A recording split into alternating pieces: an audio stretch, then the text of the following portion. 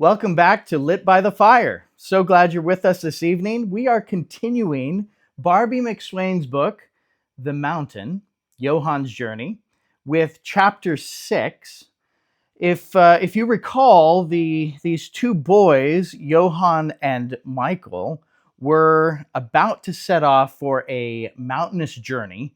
They were going in search of treasure and hoping to collect enough in gold or loot or who knows what this treasure is. It's mysterious. In order to help Johann with his his debt that he had to repay to the local general store manager. Anywho, we are going to pick up the story with chapter 6, Walking Through the Mist. Here we go. A mist rolled into the village the next morning as Johann and Michael, clad in their heavy sweaters, proceeded down the road toward the mountain. A thick fog clung to the base of the mountain, making it virtually impossible to see its outline. The chilled air left cold reminders of the passing winter, announcing that spring had not yet completely settled in, and Johann was glad to have the appropriate clothing. Although he had packed sparingly, no one could persuade him he traveled light. They had barely begun to reach the meadow in front of the mountain, and already he seemed to feel an extra 10 pounds pulling on his shoulders. They stopped at a tree to rest and take one final look at the quest before them. Walking from the tree would signify the official beginning of their adventure, and Johann thought they might make something of a ceremony of it as they started. After a spirited discussion about several possibilities, they finally settled on carving their names in the tree, which became only their initials when carving proved harder than either boy anticipated. Initials were also difficult, so in the end, they settled on just some important words. Here we set out on our important quest, declared Johann. We may get lost, or dead, or never return. Or we may find the much wanted and even much more needed treasure and return very happy because then I won't have to work at Whitaker's store with that blasted Willard Tate lurking about. At any rate, I solemnly promise to try to return Michael unharmed and alive so as he can continue flirting with the flaxen-haired beauty Grace Hobbs. And I intend to return richer than Croesus, whoever he was, and show that blasted Willard Tate once and for all. Let's go. A very thick mist had crept around their feet while Johann was making his solemn speech. The adventurers inhaled deeply and stepped into the mist. As they approached the mountain, the dark gray fog engulfing its base rolled out and greeted them like an outstretched hand. They could no longer see anything. The sun was making its slow ascent behind the mountain's crest and would not illuminate this side of the mountain for a while yet.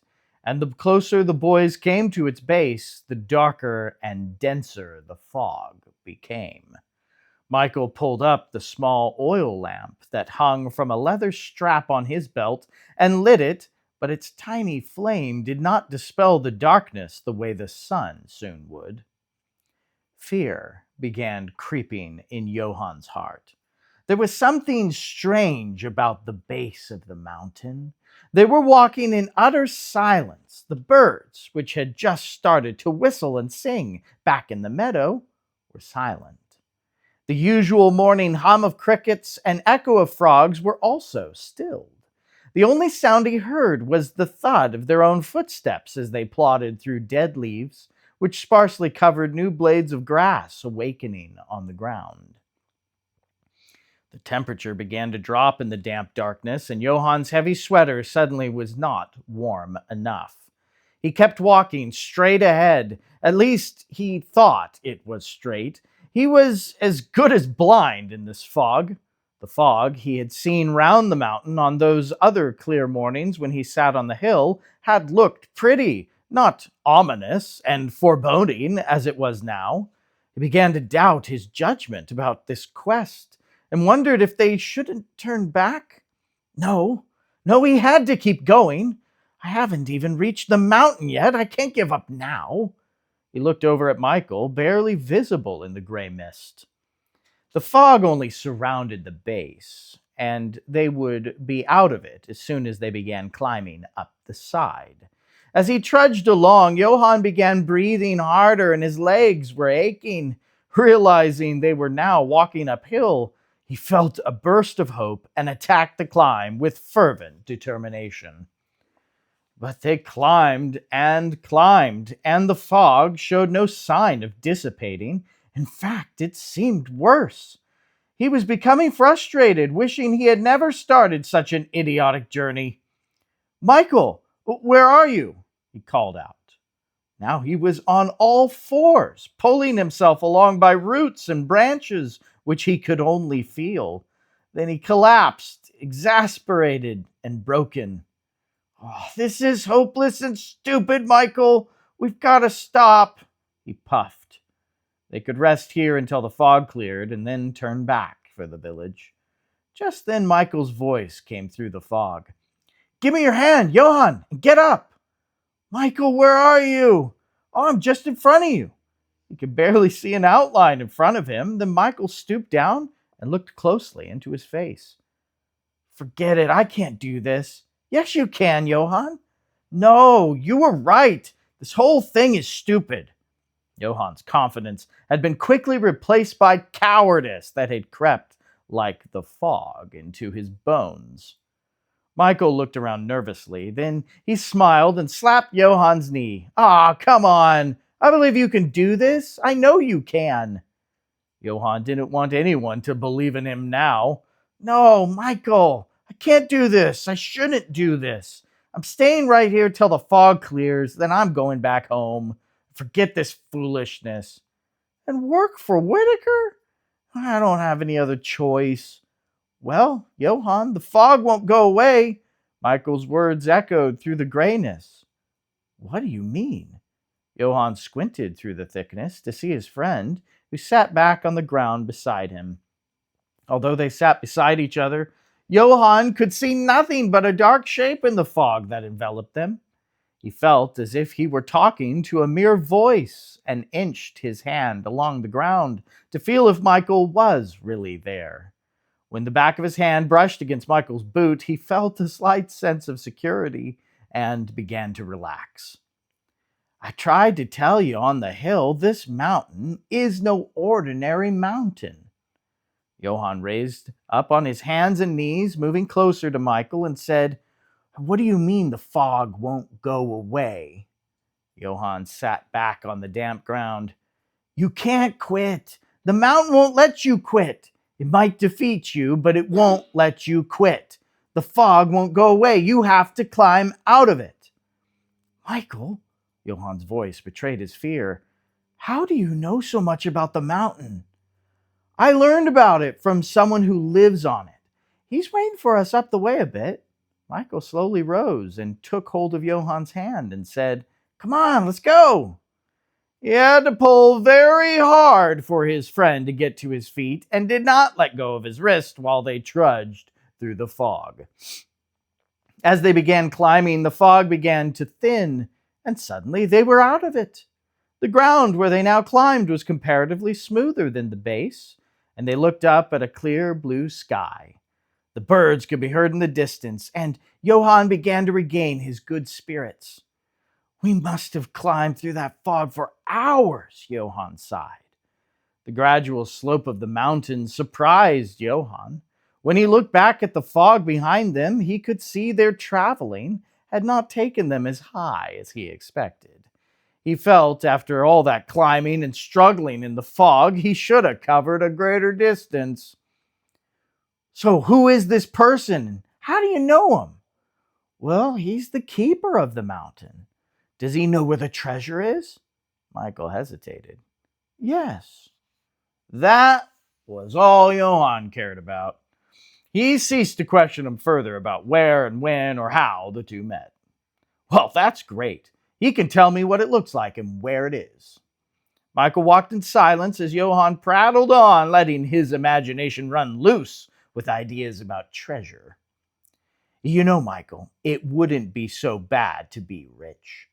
I never have to slop the pigs again or collect chicken eggs. I could pay back Whitaker and hold my head high when I pass Willard Tate. Of course, I'd give you some too. I wonder what kind of power. Michael stopped. What is it, Johann? What is it? Said Johann. Good master is coming. I can hear him. Oh, I don't hear anything. Johann looked around. There were trees all around them, growing densely together in places. Johann was still looking around when Michael said, This is good master, Johann. Startled at the sudden and silent appearance of the man, Johann jumped slightly, and instead of saying hello, he let out a frightened yelp. Good master's smile twinkled, and he chuckled softly. Don't be afraid, Johann. I've been waiting for you. How'd you know I was coming? Someone told me to be expecting you. Come, you must be hungry and weary from your journey. I'll give you rest. The man turned into the dark trees and disappeared. Michael followed with Johann trailing on his heels. Once they stepped into the trees, Johann saw a pathway. There was something strange about the path. The trees appeared to have been placed strategically along the trail, as if it had been there long before the trees. The sun, no doubt, illuminated the path, but Johann failed to see how the rays filtered through the dense foliage. Still, the path was bright with light as the man proceeded ahead of them. They walked a few yards into a clearing, where a table set with food and drink awaited them. 3 small wooden stools surrounded the rectangular table, one on each end and the third in the middle. Good master sat at this chair and instructed his friends to sit on either side. The scent of roasted meats, bowls of steaming vegetables, and hot bread drew the hungry boys. Fresh fruit cascaded from a wooden bowl with a brick of hard cheese on a small wooden board. Johann had never seen such a feast. Good master tore the bread and gave them each a piece. Johann realized his stomach growled so loudly it probably could be heard by the others. Good master took Johann's plate and filled it. He did the same for Michael. While they ate, Johann began asking questions about the treasure.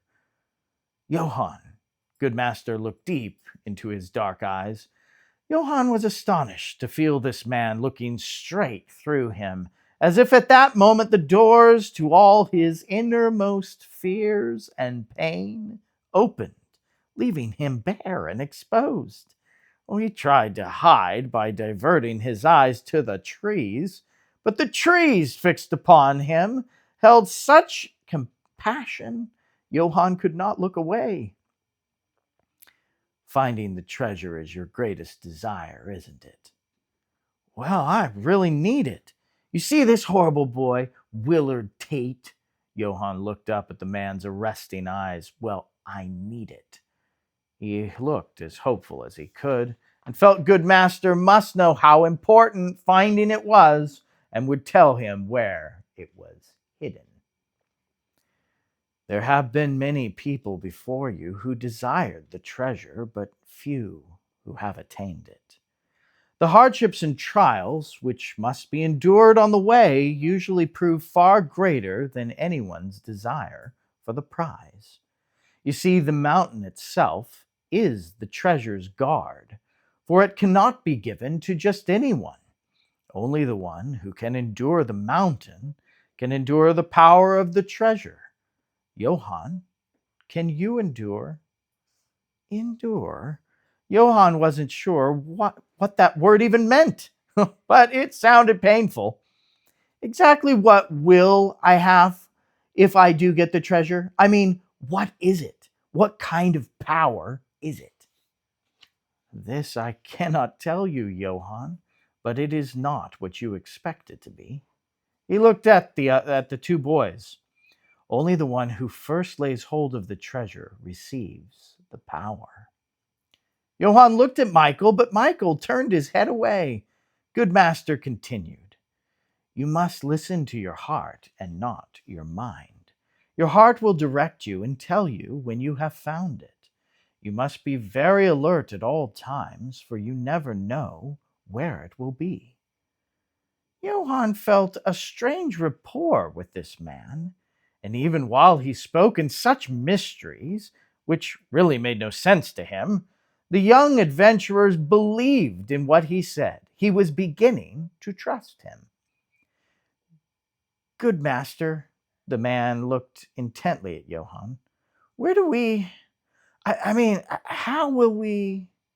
Finally, he just looked down, shaking his head, feeling the absurdity of the whole adventure. Good master smiled at him. First, you need to declare to the mountain who you are at Pronouncement Peak. The path will lead you there. If you can honestly declare who you are, the mountain will accept your challenge and start your quest. Well, good master, can you go with us? Johann had decided he would be a perfect companion for the trip. He knew the territory. No, Johann, I can't. But if you're quick to look, you will see that I am always near you. He stood. Time is moving on, and not 1 minute can be recaptured, so let's not be wasteful. But you know the way, Johann began to argue. What if we get lost? Good master turned to Johann and held out his hand to him. In his palm was a gold whistle on a golden chain. Take this, Johann, and if you are truly lost, just whistle. I'll soon be there. Johann took the chain from his hand and gasped. The man's palm was horribly scarred. Johann wondered if good master had once attempted to find the treasure himself, and his hands had become disfigured as a result. He dared not ask him, for he had no desire to hear the grueling details. Besides, he did not want to embarrass good master, for he had obviously failed in his attempt. There was, after all, no power emanating from him. He was just an ordinary man, kind and gentle, and Johann liked him very much, but he was still just a man. Good master said no more and departed from the boys, walking in great strides back to the main path. Michael and Johann followed in silence. The man pointed up the path. Head that way and stay on the path. The main path inclined up the mountain a few yards, then curved to the right and disappeared into the forest. Johann shook off an icy fear that tingled through him.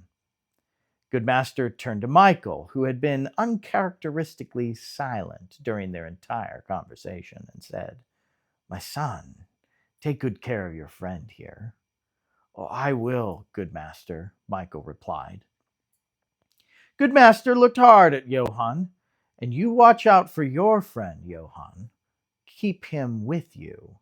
You must help and guide and support each other in this journey. No man has ever reached the treasure alone, although many have tried. It's too difficult. Johann fidgeted with his whistle, then held it up to Good Master's face. Hey, he doesn't need one of these? Good Master smiled at Michael with a twinkle, and Michael grinned back. No, he doesn't. Johann looked from Good Master to Michael, trying to find somebody's window so he could understand. But he saw and understood nothing. When he looked back at Good Master, there was only an empty space where he had been standing. Well, he didn't even say goodbye, Michael. Michael sighed, a glow about his face. He never does. Chapter 7. A Quest Begins. The mid-afternoon sun had warmed the mountain. Both boys discarded their heavy sweaters and tied them onto their packs. Michael hoisted his pack to his shoulders and secured it in place with the buckle. Johann shifted his pack to one shoulder, letting the leather strap and buckle dangle. They began walking up the path.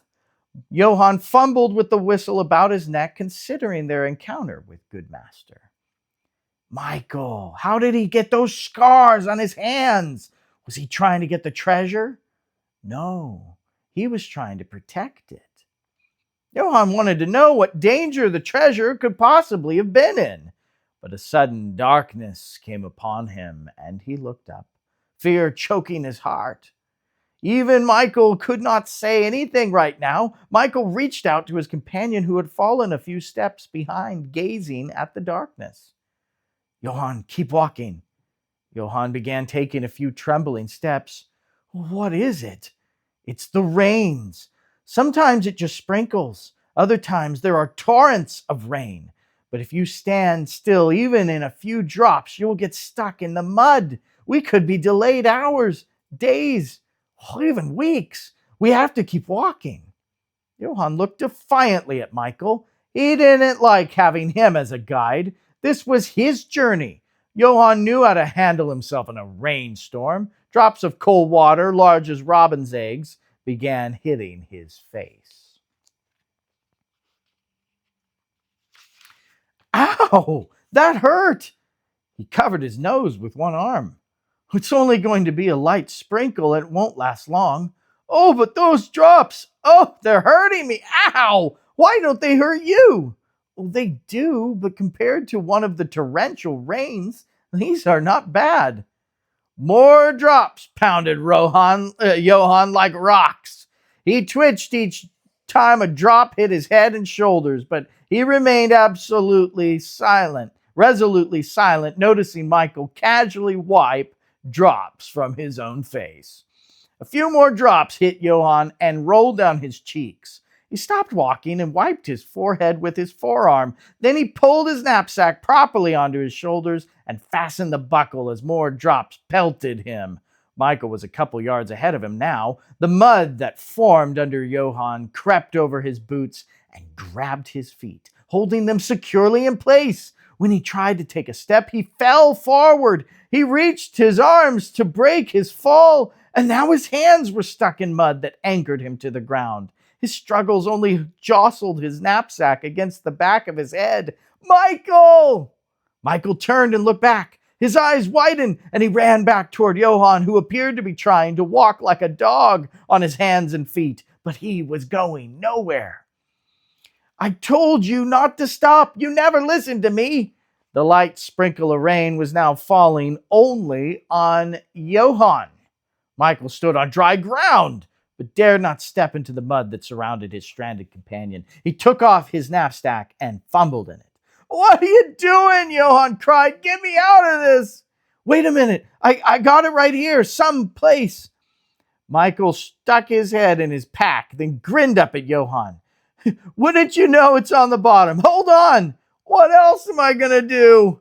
Michael reached to the depth of his pack and pulled out a long leather lasso and tossed it over Johann's head. He began to pull.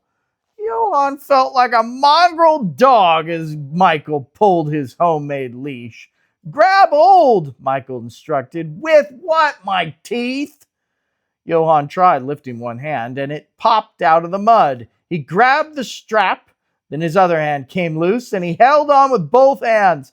Okay, got it, he shouted to Michael. His feet came loose, but this only caused Johann to fall flat on his stomach, still clutching the leash. Michael dragged him through the sticky mud to dry ground, where Johann scrambled to stand up. He jerked the lasso from his neck and threw it to the ground. He was covered in mud from his cheekbones down to his shoes. He glared at Michael. I told you not to stop, Michael laughed. The sky turned dark again, and a roll of thunder rumbled above them. Johann looked up into more raindrops and loped up the path with Michael. The drops didn't hurt as badly now, and while the rain drenched him, it washed the mud off. He looked over at Michael, who lowered his head and continued walking through the sprinkling rain. Will we leave this if we keep moving? Johann asked. You can leave anything behind if you keep moving, Johann. You've left many things already. The village, the meadow, the tree, the hill. I'm sure you'll leave other things too, Michael pontificated. At least that's what Father always says. The sprinkle stopped as suddenly as it had begun, and the darkness was once again cast out by the sun, which dried their soggy clothes in minutes. Johann inhaled triumphantly as he breathed in the clean air of the mountain. They walked along the path in silence until they came to a large, jagged rock. Beyond in the distance, Johann gazed at a small mountain range. Their mountain, being the closest to the village, hid these others from view. Oh, there are so many. How do you know if you're on the right one? Confusing, huh? Said Michael. Only good master knows the right one, Johann. And since you know good master, you won't have to worry. Michael caught Johann's attention as he added, well, unless you ignore his instructions. Michael adjusted his backpack and began trudging up the slope. Johann looked up at the rocky path, then followed his guide. The path wound up and around the side of the slope. So, where's this place we're going? Announce your point? Pronouncement Peak. See that big rock sticking out of the trees up there?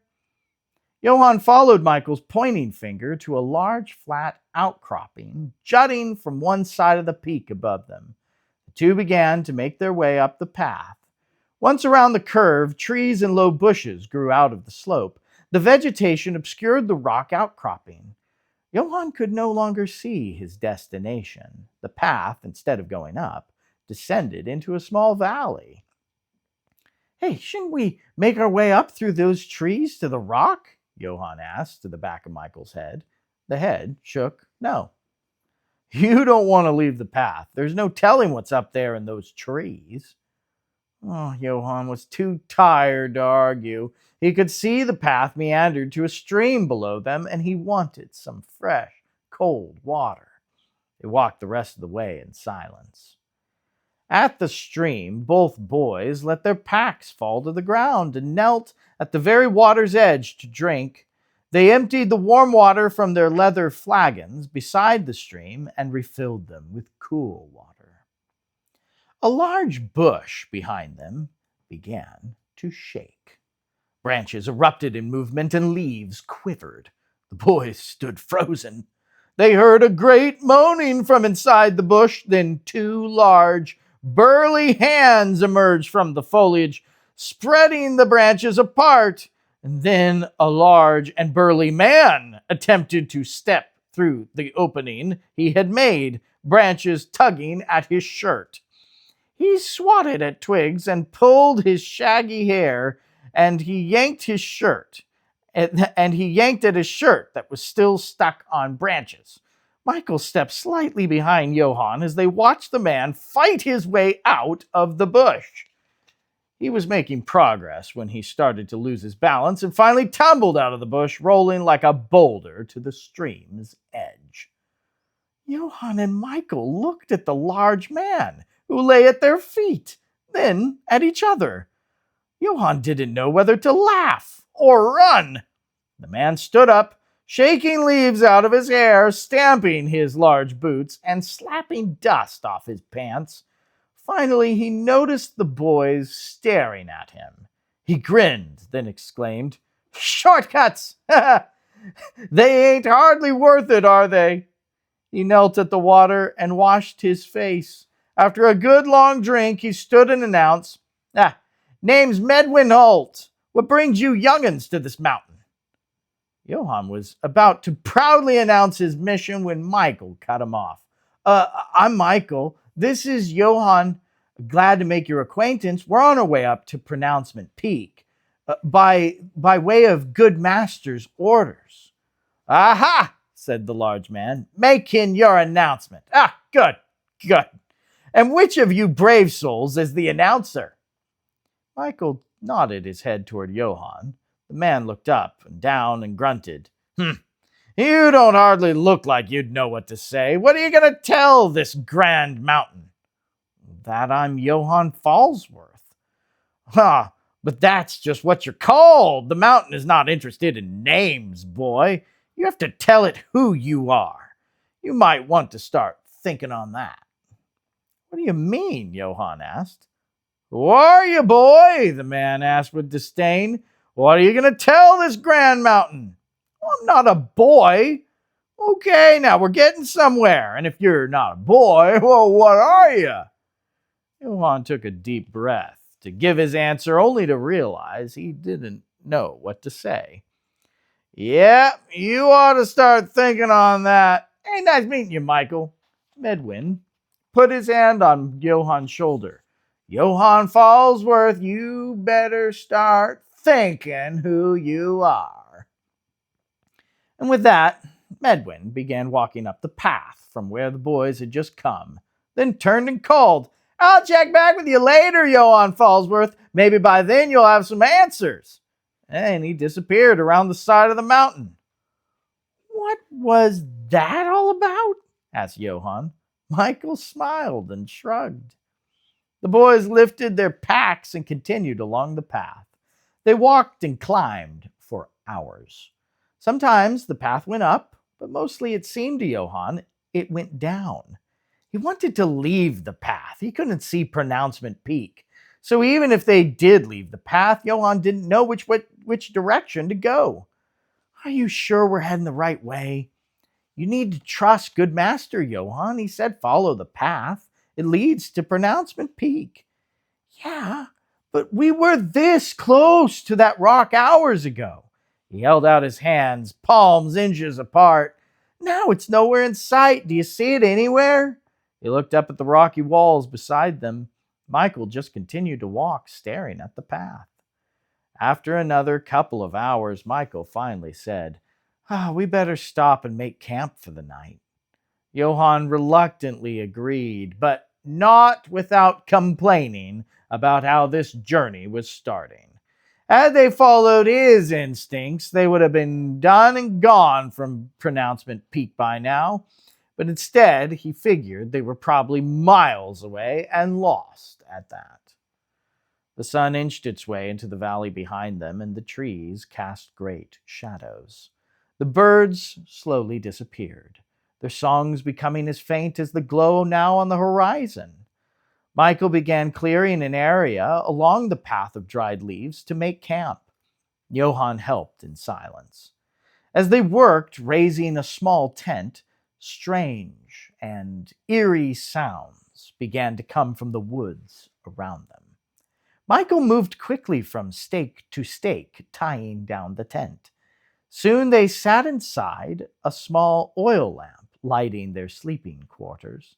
Both boys realized how exhausted they were and sat looking at each other. Johann's stomach growled. What would have been a hearty laugh between them was now just a weary smile. Michael reached into his satchel and pulled out some of the hardtack Grace had procured. He broke the biscuit in half and passed a piece to Johann. Johann bit into the dry bread, hoping he didn't break a tooth. They chewed in silence.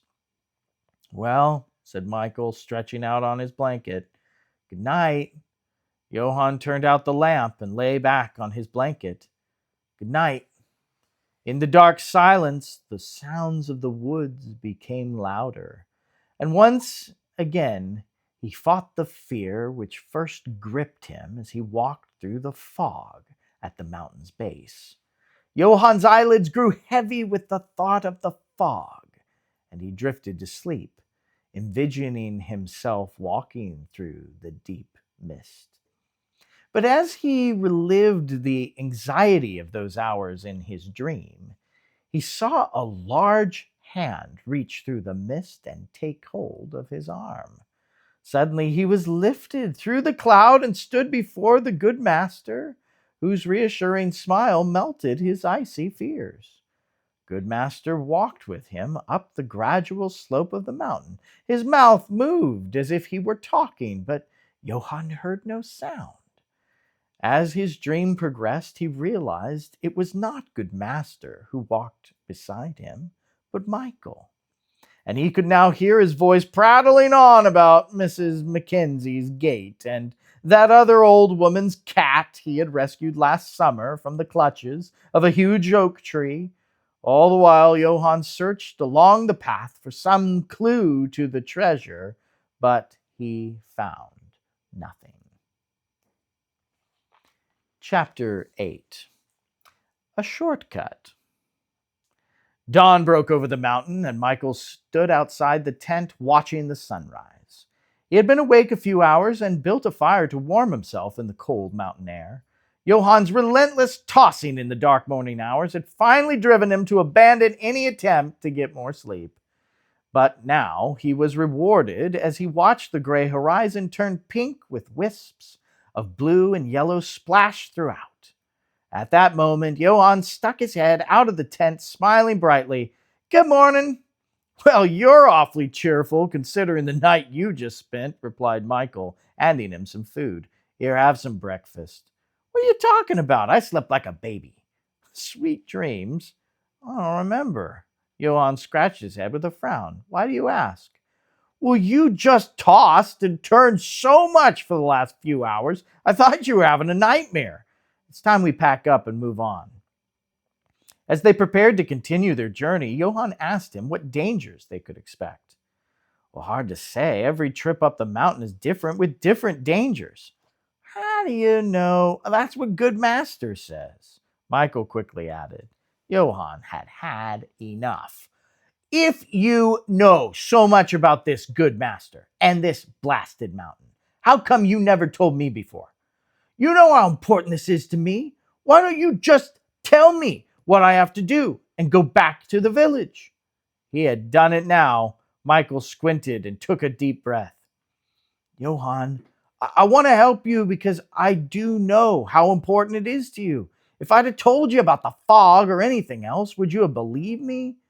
I guess I could have told you about Good Master, but it's not enough to just be told about him. For this journey, you have to meet him. You can certainly never find the treasure without him." Johann was beginning to understand what Michael tried so hard to hide. "You already tried to find the treasure, didn't you?" Michael pulled his pack onto his shoulders and stooped to smother the small fire, now a mere glow of charred wood. Johann waited for an answer and watched him throw the dirt slowly and methodically on the wood, no doubt, as his father had taught him. Michael had said he had no interest in the treasure. If this were true, why would he be helping him, risking so much against the mountain in return for nothing? Unless Michael did want the treasure. Johann remembered Good Master's words. Only the one who first lays hold of the treasure receives the power. Suddenly, Johann understood everything.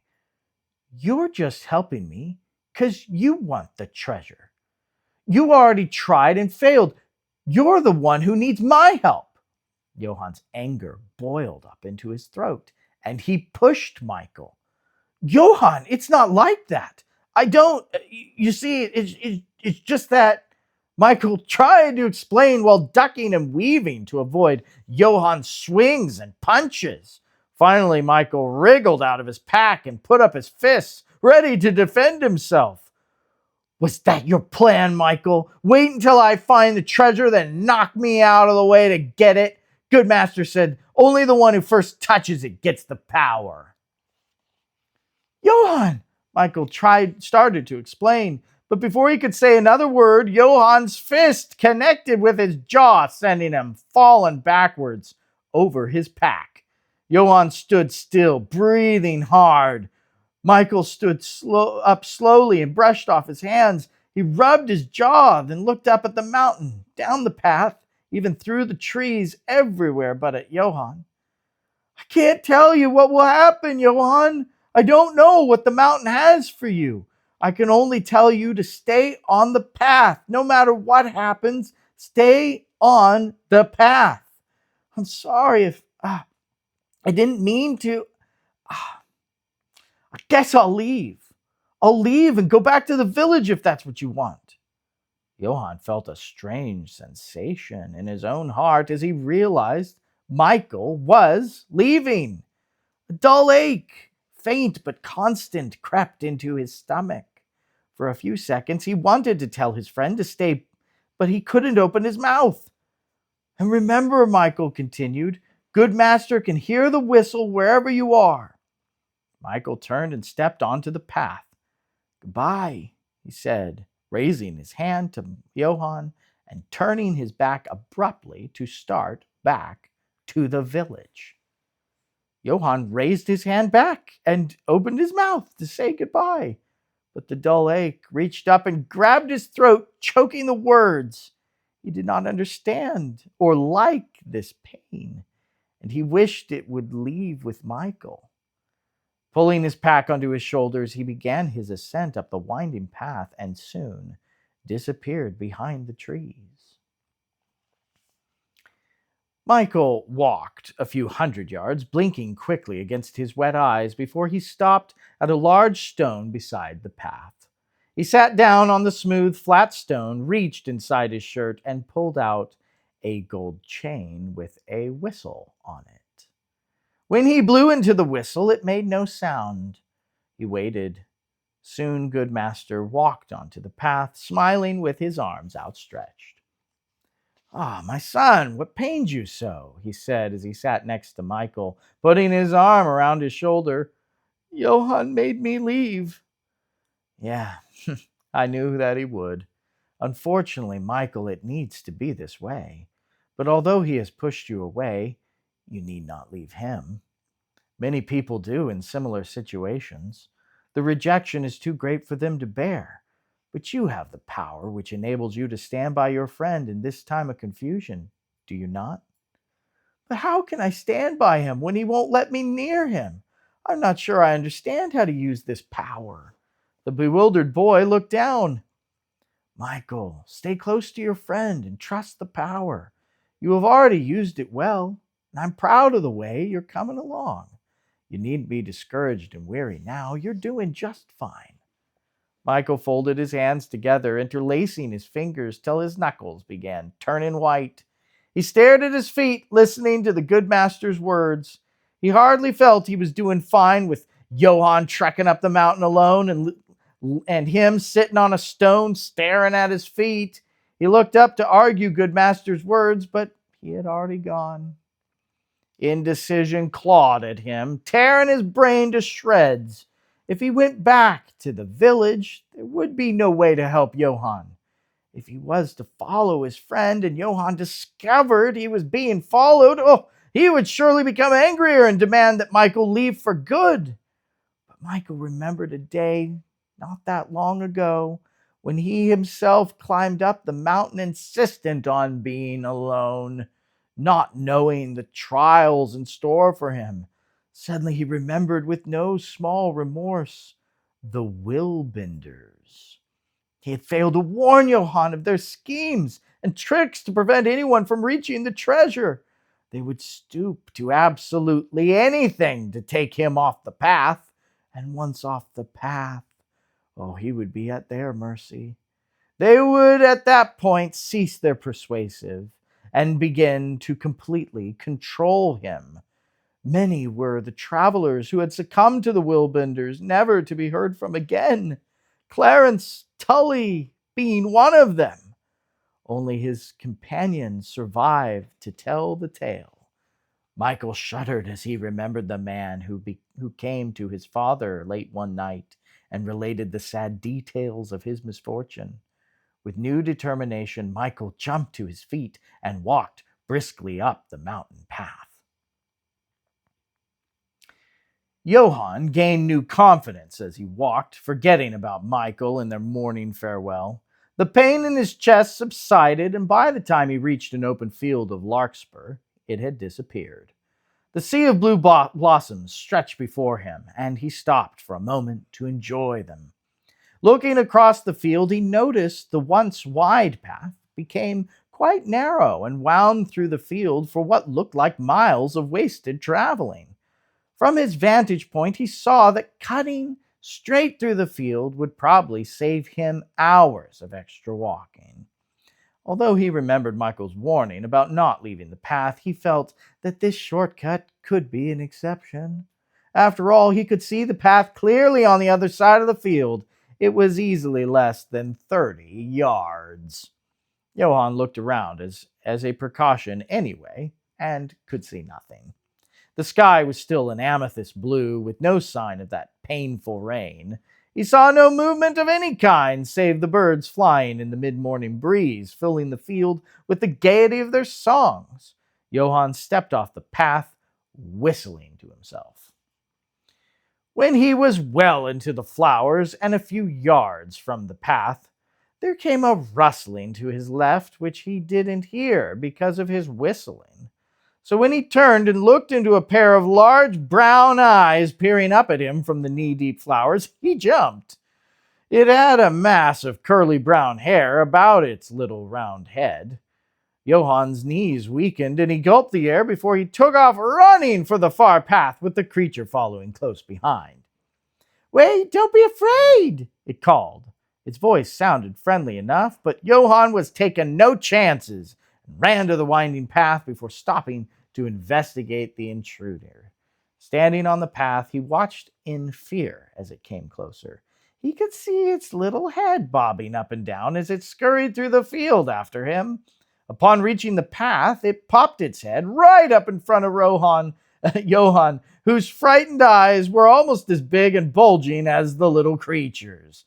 Now he could see pointed ears through the curly hair and a little pug nose with a rather large and toothy grin on its face. The creature resembled Mr. Gowan's pig from the village, but it looked cute and cuddly. "Oh, did I startle you? My name's Milligrub. I live on the mountain and was looking through the field for grubworms. And you came upon me quite without warning, mind you. What is a milligrub supposed to do but bop his head up to see what the commotion is about? Do you always go traipsing through a field without announcing yourself, huh?" Milligrub stepped into the path, and Johann saw he stood erect on two rather short legs and wore dark green trousers with a yellow shirt. He had green shoes that were turned up slightly on end. His short arms had a thin, hairy covering with small but regular hands, 4 fingers, 1 thumb on each. Johann didn't know how to react to this thing standing in front of him. It was bad enough the thing had scared him, and now the little milligrub was talking as if Johann were an intruder. The creature was not interested in Johann's frightened condition at all. Having regained a few of his faculties and quite a bit of his temper, Johann replied to the milligrub, "I was never schooled in how to announce myself when traipsing through an open field of flowers."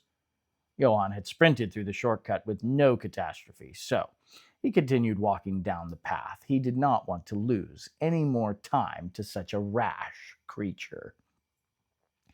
"Well, what are you doing traipsing through this field anyway?"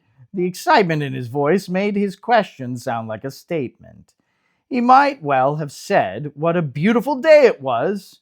Johann no longer knew if the little milligrub was upset or not. Having caught him off guard, Johann told him of his intent to go to Pronouncement Peak in his quest for the treasure, and immediately thought it may be unwise to discuss the adventure with strangers. "Oh, splendid!" the little creature replied, clapping his hairy little hands. "I can help you. Yes, I can." He squealed, rubbing his hands together. "You can? Well, can you tell me how to get to Pronouncement Peak?" "Oh, yes, I can. Milligrub replied, nodding his curly head furiously and taking hold of Johann's elbow. He began to lead him off the path. "Yes, let's go back to my house for some food, and then we can go right to the peak. Yes, we can. Johann was excited too. However, he was unsure about stepping off the path again and pulled away from Milligrub. "I can't get off the path. Good master put me on it, and oh yes, the good master, of course. Very well, we may follow the path to my home. It's not far. It's never far." The two walked along the path, talking of his fight with Michael. "Clearly, this Michael wants the treasure for himself. Oh, you must not trust him, Johann. You must not," Milligrub said. Johann began to see what a friend he had in Milligrub. He truly understood his situation, and even Johann himself. As they talked, Johann told about Mr. Whittaker and the townspeople and Willard Tate, and Milligrub nodded in solidarity. So anyway, that's why I need to find the treasure. I guess I'm doing the right thing," Johann wondered. Oh, yes, you are. The treasure's the only way. You must find it, Johann, confirmed Millie Grub. Soon they came to a bend in the path. Looking closely through the trees, Johann saw the path was actually forked 3 ways. One wide path led straight up the mountain, while another path meandered through the woods. The third path was smaller and not well defined. Oh, which way do we go? Asked Johann. I hope it's the wide path. That looks easiest. Oh, yes, a wide path, Milligrub chanted. And my house is even closer. The trees on either side of the path grew tall and so closely packed together that they shut out sunlight.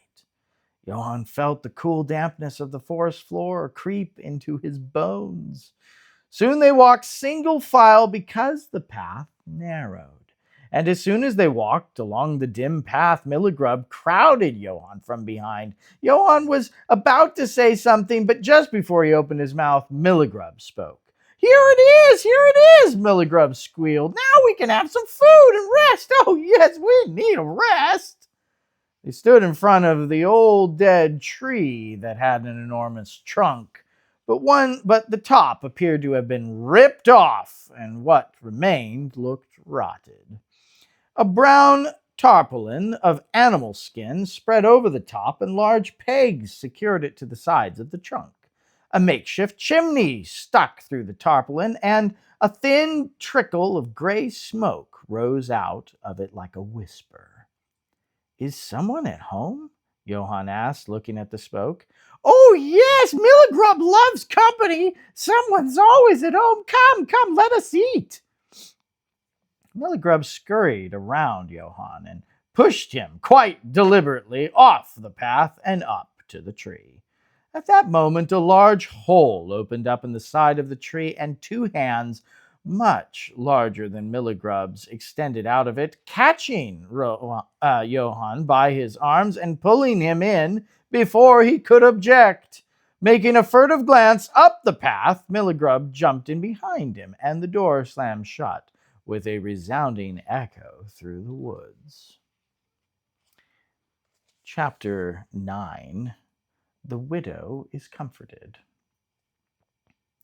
The widow mindlessly looped yarn around her clacking knitting needles until her fingers began to ache. Knit a row, purl a row, knit a row, purl a row. Drop a stitch or 2 or 3, undo a row, start all over. She worked and worked, yet she could see nothing of significance ever take shape. What had she intended to make anyway? A boy's sweater had become a baby blanket and then a scarf. It seemed she had pulled out more rows than she knitted. Maybe this was just a futile exercise to keep her mind occupied and off that boy. Her eyelids felt heavy as she wondered about him. He were a good boy. Somewhere deep in his heart, he's just a bit mischievous, tricks and all. Jeb really ought to. She woke with a start. Oh, I didn't hear you come in, she said. The man sat down on the ottoman next to her outstretched legs. You're worrying about him again, aren't you? He cautioned. Suppose I am. I try not to, but I can't help it. You know what he's like. The man nodded with a slight chuckle. That straw man. Pretty creative. I wish you had seen it, he laughed. He'll be fine. The man reassured and handed her a cup of water. Trust me. She sipped it, feeling the liquid cool and calm her mind. The man bent and picked up the knitting project that had slid to the floor. He stood and offered her the needles, which held a length of crimson knitting. She took it from his hand, observing the scar that marred his palm. She closed her eyes and breathed deeply, and when she opened them, he was gone, and someone was knocking on her door. The widow called out her welcome. Come in. The door opened slowly. Miss McCrae, it's Grace Hobbs and Miss Sutter. You home? Grace stepped cautiously into the house, followed by Mrs. Sutter, whose soft arms were wrapped around a bundle. Eddie, are you in here? Edie, you in here? Why are you sitting there in the dark? Child, pull those drapes open. Let's get some light in here. Grace pulled back the curtains from the front window, and rays of sunlight shone on the widow's lined face. Now, Edie, don't you get up, Mrs. Sutter advised. Grace and I brought you a little something that our quilting bee has been working on. She laid the bundle on the widow's lap and then stepped back, clasping her hands and smiling proudly. Grace stood beside her, eagerly watching the widow's reaction. The widow gazed at the soft bundle, wrapped in paper and tied with string. My lands, what have you ladies done? She pulled the loose ends of string and the paper fell away. Oh, this is beautiful. What is it? Grace stepped up and grabbed the patchwork. It's a lap blanket. She shook the quilt, stretching it out between her hands to reveal a colorful kaleidoscope of squares and triangles. Some of the fabric looked familiar. In fact, the widow recognized most of the fabric squares. Mrs. Sutter sat as Grace spread the small quilt over the widow's lap. The widow ran her fingers across squares of gray and white stripes that reminded her of C.R.'s best Sunday shirt that had been as worn as dish rag, but it was his best. There were patches of dark blue with little white stars that looked like a shirt Johann had outgrown long before it had become worn. There were flowered patches that reminded her of the bed sheets he had slept on and complained about when he first came to live with her. He smiled, remembered him saying, it ain't right for a boy like me to sleep on flowers. Can't you make me some plain bed sheets? Michael has plain bed sheets. What if somebody comes in here and sees me sleeping on flowers? I'll never live through the shame, We made it from hand-me-downs we asked Johann to gather up for us. We didn't want you to know about it, so we could surprise you, Grace explained. Is that why his bed sheets mysteriously disappeared and I had to make him plain ones? The widow asked, laughing. Oh, that boy! We also filled you a basket with some things you might enjoy eating while you're sitting under your quilt. Grace turned to bring in her basket, then held the offering to the widow, whose gray eyes were now glistening in the sunlight.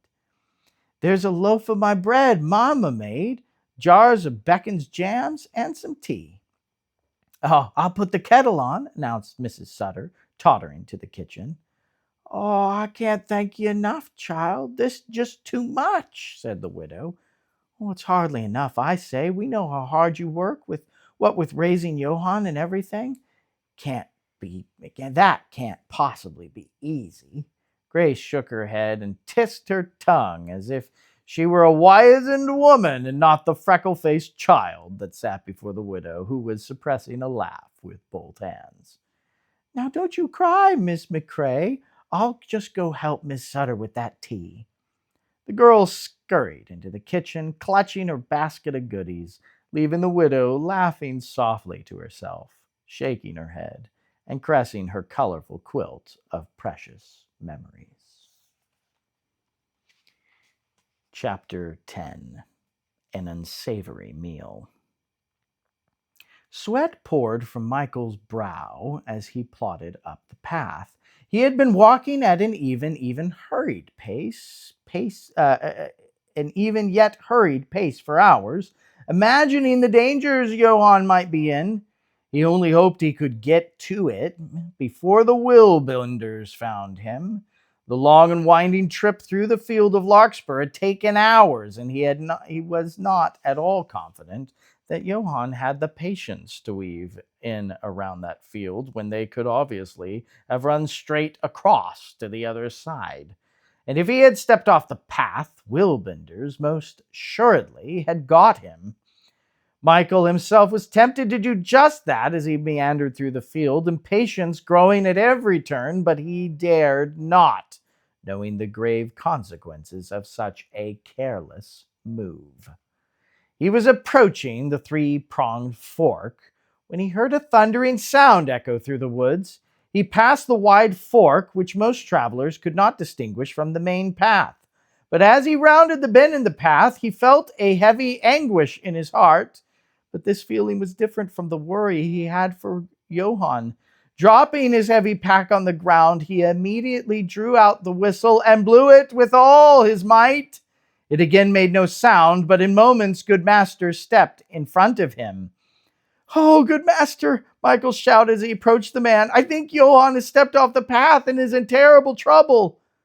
"There now, my little climber, fear not. I saw him when he stepped off the path. He was not far from me when the wheel bender came, but he did not use his whistle."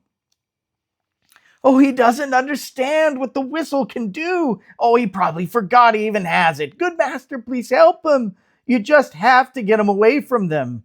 Michael felt his heart break apart as he saw in his mind's eye what the wheel benders could do to his friend. And despite his struggle to be brave, tears stung his eyes. Michael did not see the master's eyes glistening in the sunlight as the sunlight shone on his own sentiment. The man knelt in front of him and, looking into the boy's worried face, said, "Michael, how great is the power you possess?" "I don't know," Michael sniffed. "It's great enough to master this situation. Trust it." "But he's made such a stupid mistake. I don't see how." "The power is great enough to cover mistakes, even stupid ones. Go to Johann.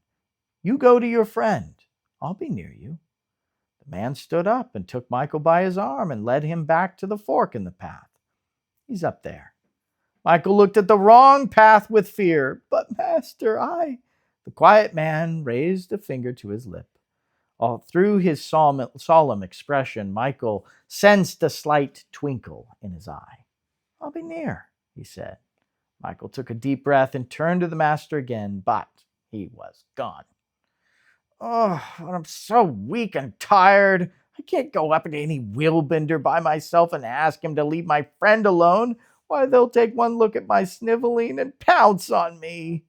But he still had no alternative other than to return to the village alone. Stooping down to pick up his pack, he noticed the footprints in the path ahead of him. Seeing the wheelbender's footprints so close to Johann's, almost stepping on his heels, caused an anger to rise in Michael. "No," he thought, "I surely can't leave him. As long as good master will stay near me, I can do this." He disappeared down the dark path. Johann fell face down on a wood floor, dust rolling around his nostrils like fine talcum powder. There was a musty smell about him, and as he raised himself from the floor, he looked around a very unkempt room, dimly lit by candles. He hardly considered the hollow of a tree to be a room, especially this one, and he immediately sensed it was not a place for him to be when he saw a rat scurry by him inches from his hand. Seated in a rocking chair across from him was an old man. The old man rocked slowly and methodically, making the chair creak with an intolerable loudness. In one hand he held a large pipe. The other rested on a rather large belly.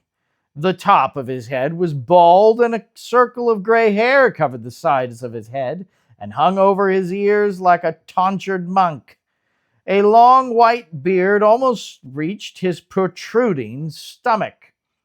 Johann found him curious, but since he had yanked him into the house with Milligrub pushing from behind, he intended to tell the man what he thought about this ill hospitality and return to the path. Just as he opened his mouth, the old man said, "Quite sorry to have yanked you in like a sack of potatoes, my friend, but didn't want the cool air to get in. Just got the place warmed up to my liking. Can't stand the chill at my age, you know. Do make yourself comfortable, have some food."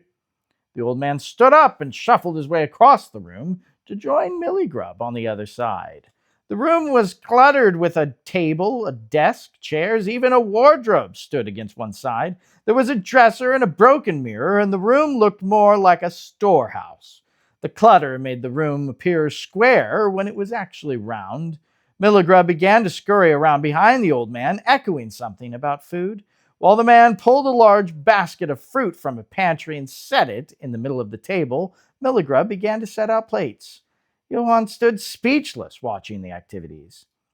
Do tell your name, sir. Milligrub often forgets formalities. Not a good host at all, you know.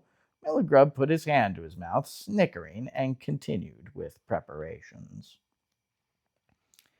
Johann, I'm from the village. Good master put me on the path up the mountain, Johann replied, watching to see if the man might react to the name of the good master. The old man did not flinch, but looked up and said, "Oh, that's nice." Still, Johann felt uncomfortable and began wishing he had never met Milligrub. He longed to go back to the path and continue his journey. Johann thought about Michael, and the same pain he experienced at their separation shot through his heart. In fact, he found himself wishing Michael were there. Together, they would probably figure a way out of this tree. After inspecting the wall where the hole had opened, Johann could see no sign of a door, let alone any way of opening it. Fear percolated inside of him now, and he moved back closer to the wall. His two strange hosts continued talking with each other under their breath. Johann thought they might have been arguing at one point, but now they were both calm and polite. Milligrub tells me you're looking for the treasure, the large man said. Johann brightened up a bit as he beamed. Yes, I am. Splendid. What is your plan? Well, he stuttered, I have no plan. Well, how do you propose to get it? The old man demanded, as if offended at Johann's lack of strategy. Well, good master put me on the path to Pronouncement Peak. The old man looked at Milligrub and rolled his eyes.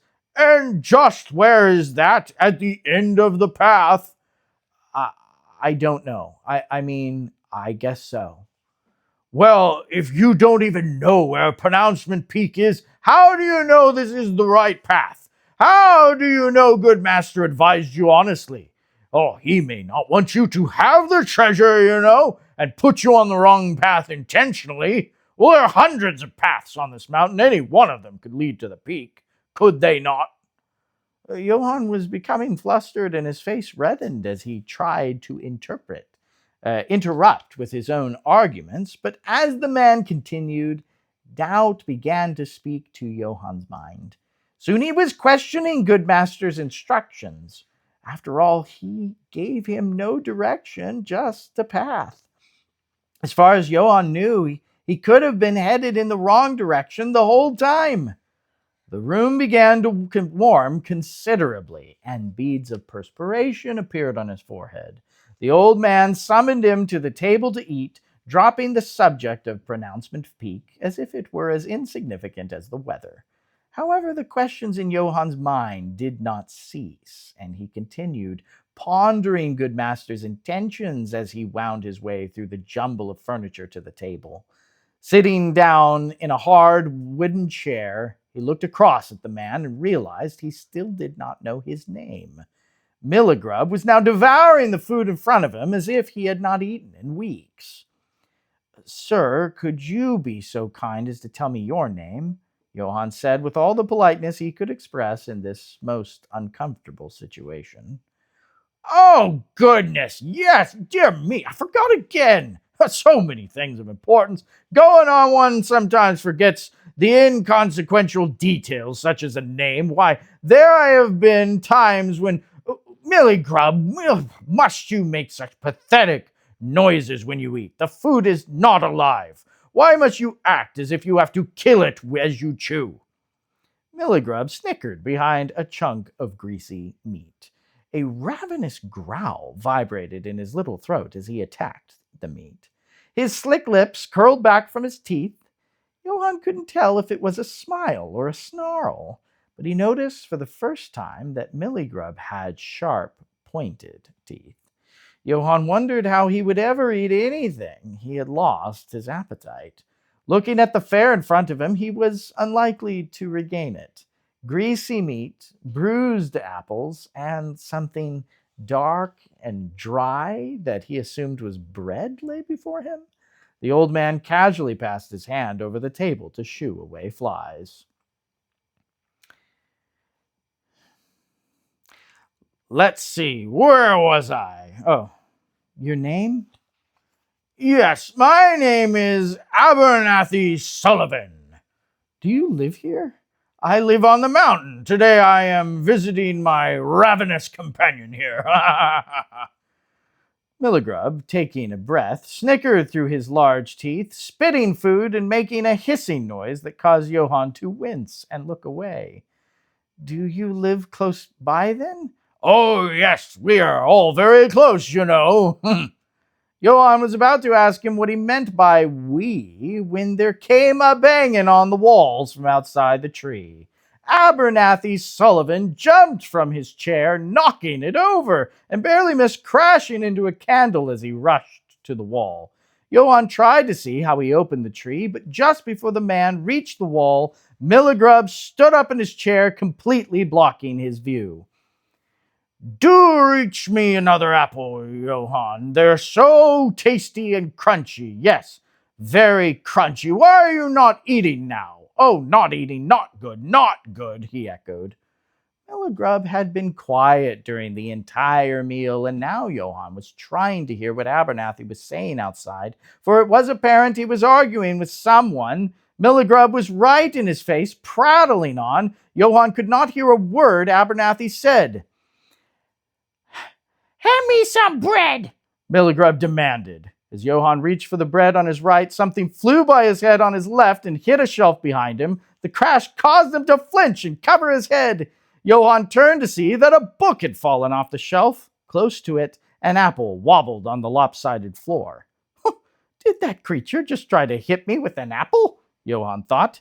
Abernathy Sullivan at once sat at the table. Now, where were we? Oh, yes. Let's talk about your quest. And that is the end of chapter 10. And we will stop here for today. Thanks for listening, and glad to have you join for next week. We'll continue the story. Have a good night.